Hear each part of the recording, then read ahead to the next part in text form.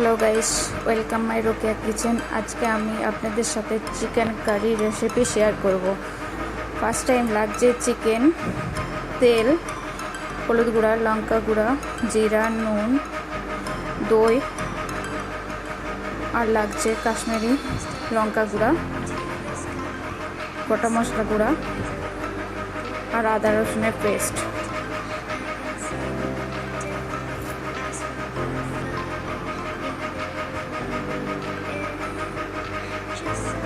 গোটা গরম মশলা গুঁড়া,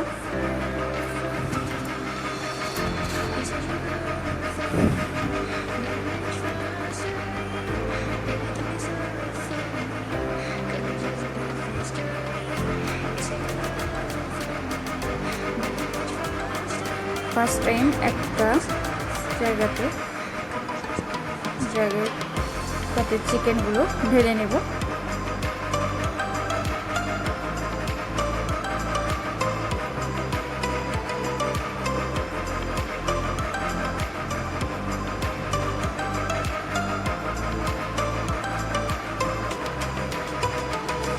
এর সাথে অ্যাড করব আদা রসুনের পেস্ট, 2 চামচের মতন আদা রসুনের পেস্ট দিলাম, 3 চামচ আদা রসুনের পেস্ট,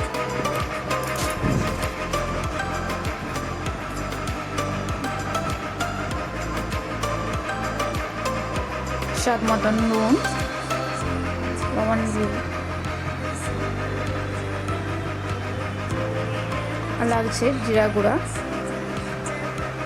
1 চামচ জিরা গুঁড়া নিলাম,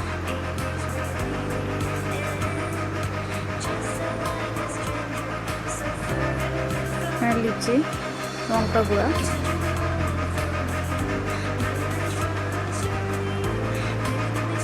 এখানে 1 চামচে দিলাম লিচি, 1 চামচের কম হলুদ গুঁড়া লিচি। এতে দেখবেন হলুদ গুঁড়াটা পরিমাণটা কম দিবেন, কারণ কালারটা ভালো আসবে।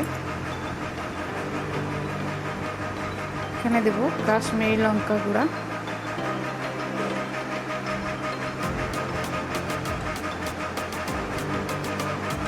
এক চামচের মতন লঙ্কা গুঁড়া, কাশ্মীরি লঙ্কা। এখানে গরম মশলা গুঁড়া, 1 চামচের মতন গরম মশলা গুঁড়া নিলাম।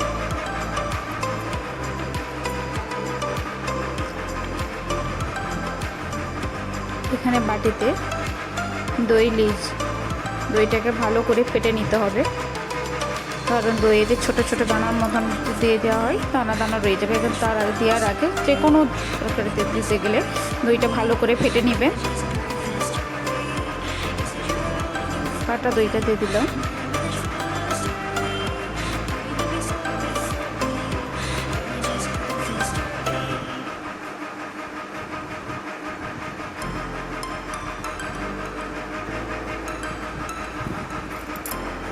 আমি হাতের সাহায্যে ভালো করে মেখে নেব, চামচে করে ভালোভাবে মাখা হবে না, ওই জন্য আমি হাতে করেই মেখে নিচ্ছি। ভালো করে ম্যারিনেট করা হয়ে গেছে। দেখুন, এটা আধা ঘন্টার মতো রেস্টে রেখে দেব।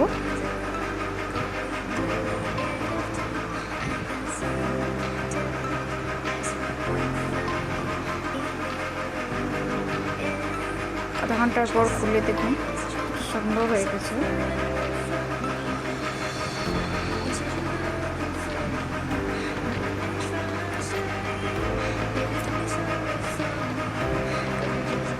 গ্যাস ওভেনে কড়া বসিয়ে দিলাম। সাদা তেল আমি ব্যবহার করছি।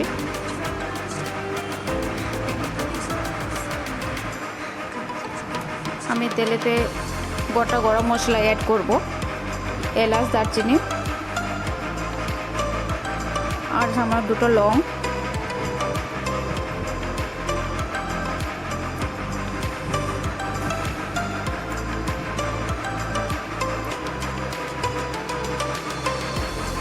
এখানে আমি গোটা জিরা অ্যাড করব। যখন গরম হয়ে যাবে আমি এখানে গোটা জিরা অ্যাড করলাম, 1 চামচের মতন গোটা জিরা,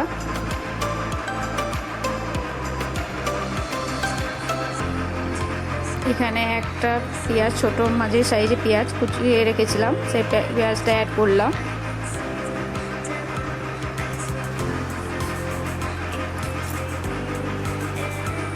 রান্নার বাটিতে আমি পেঁয়াজ পেস্ট করে রেখেছি, পেঁয়াজ পেস্টটা লাল হয়ে গেছে। পেঁয়াজগুলো আমি এখানে অ্যাড করব। পেঁয়াজ পেস্ট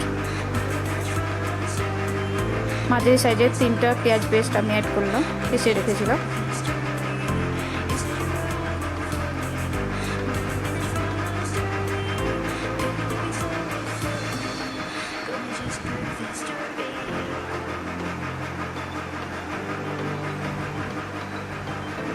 ভালো করে এটা নেড়ে নেব।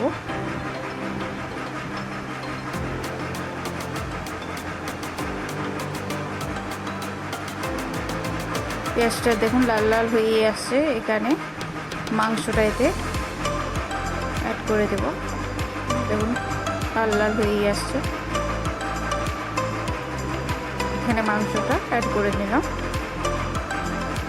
চিপকে বসে গেছে যেন। মাংসটা অ্যাড করে নেব। ভালো করে কষে নিতে হবে একটু।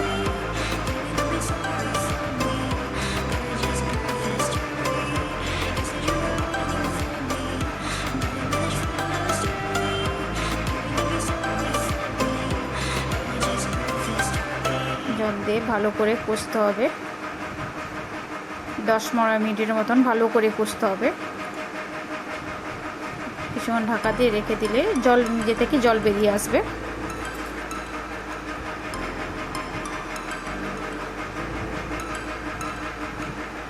ভালো করে কষে নিয়ে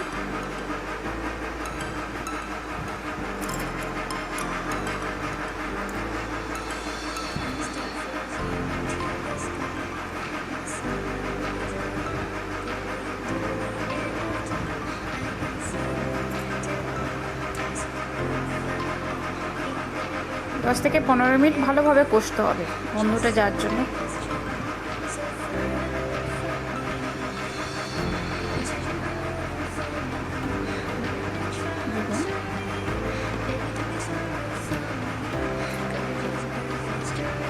এখানে আমি একটা তেজপাতা অ্যাড করলাম, দিয়ে ভালো করে কষে নেব।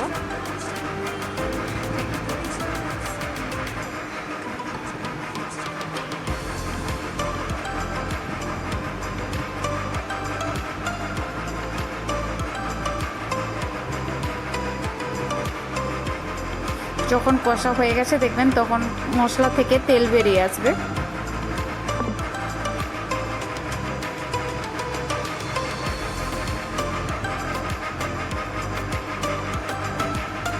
ভালোভাবে কষা হয়ে গেছে,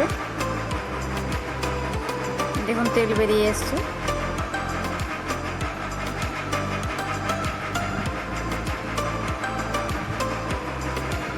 আপনারাও এইভাবে একবার রান্না করে খাবেন, খুব মজার একটা খাবার। অনেক রকমের তো খেয়েছেন, একবার এইভাবে রেসিপিটা ট্রাই করবেন। ভালো করে কষা হচ্ছে, দেখুন ভালোভাবে কষা হয়ে গেছে।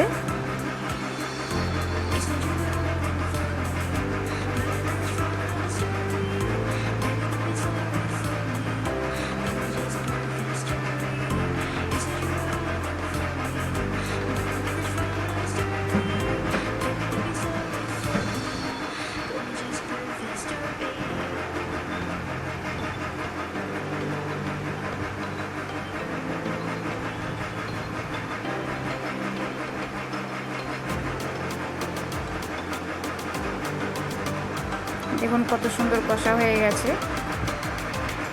এখানে আমি জল অ্যাড করে নেব। জল দেওয়ার পর ফুটতে শুরু হয়ে গেছে। এই দেখুন এখানে কাস্তুরি মেথি হালকা ছিটিয়ে দিলাম। দেখুন কত সুন্দর কালারটা এসছে। আমার রান্না রেডি। আমার রান্না কেমন হয়েছে আপনারা জানাবেন। এইভাবে একবার রান্না ট্রাই করে রান্না করে খাবে, ভালো লাগলে লাইক করবেন, শেয়ার করবেন আর কমেন্ট করে জানাবেন, সাবস্ক্রাইব করবেন। দেখুন কত সুন্দর কালার। প্লিজ আপনারা একবার এভাবে রান্না করে খাবেন।